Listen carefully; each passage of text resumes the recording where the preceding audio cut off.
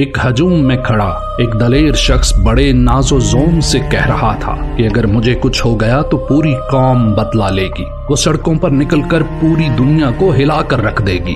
اس کا مخاطب کوئی اور نہیں، ظلم و فسطائیت پر کھڑا یہ بوسیدہ نظام تھا۔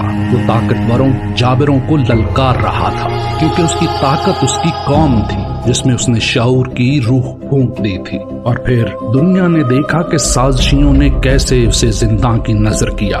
تصویر پر پابندی، زبان و بیاں پر پابندی، ملاقات پر پابندی، وہ سب کچھ مسکرا کے سہتا رہا کہ آزادی کے لیے قربانی دینی پڑتی ہے۔ قوم نکلی تو گولی چلی، پھر نکلی پھر لاٹھیاں چلی، جیلوں کے دروازے کھلے، عدالتوں کے فیصلے بکے، لیکن کیا آپ کا لیڈر تھکا، ہارا؟ نہیں، یہاں تک کہ وہ اپنی بینائی سے محروم ہونے لگا۔ جس نے شعور کی روشنی پھیلائی خود اندھیروں میں کھونے لگا۔ ہاں نظام کے لیے، مگر وہ آج بھی ڈراؤنا خواب ہے۔ اس نظام کے سہولت کار اس کے خوف میں گرفتار ہیں۔ قوم جس کے عشق میں مبتلا ہے مافیا کے لیے سب سے بڑا خطرہ ہے۔ وہ جو حسن یوسف اور یونانی دیوتاؤں کی شان والا کہلایا گیا، جس کے کارناموں سے اخبار بھرے، جس کے نام سے میدان سجے، آج وہ اپنے ملک و قوم کے عشق میں یعقوب بن گیا ہے۔ بس صدائیں بلند کرتے رہیں، احتجاج، مزاحمت، انقلاب، یہی ہتھیار اپنا کر حقیقی آزادی کے قیدی کو رہائی دلوائی جا سکتی ہے۔ کیونکہ تھکنا، ہمت ہارنا اس کی فطرت نہیں، تو آپ کیسے ہمت ہار سکتے ہیں؟